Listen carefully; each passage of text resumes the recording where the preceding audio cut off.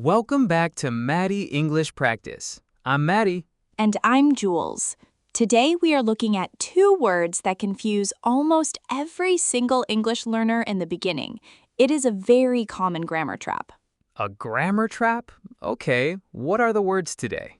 The words are lend and borrow.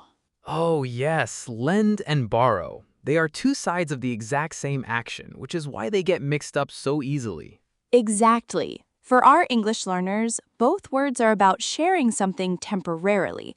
The item is going to go back to its owner eventually, but the difference is completely about the direction, who is giving and who is taking.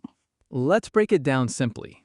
Lend means to give something to someone for a short time. The object is moving away from you. And borrow means to take something from someone for a short time. The object is moving toward you.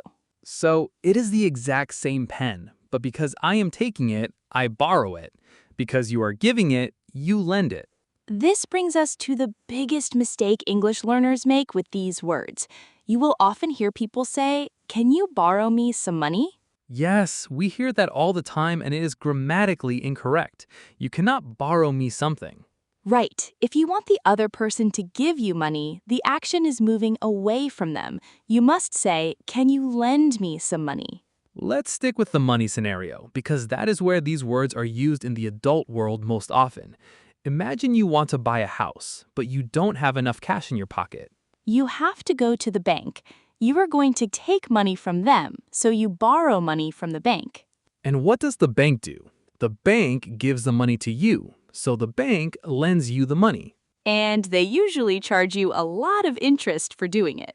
They definitely do. So just remember, if it comes to you, you borrow it. If it goes away from you, you lend it. Your homework for today: think about something you let a friend use recently. Did you lend it to them or did you borrow it from them? Practice making two sentences out loud, one using lend and one using borrow. Getting the direction right on these two words will instantly make your English sound so much more natural and advanced. Thanks for joining us today. Keep practicing, keep listening, and keep growing. Keep up the great work. See you next time on Maddie English Practice.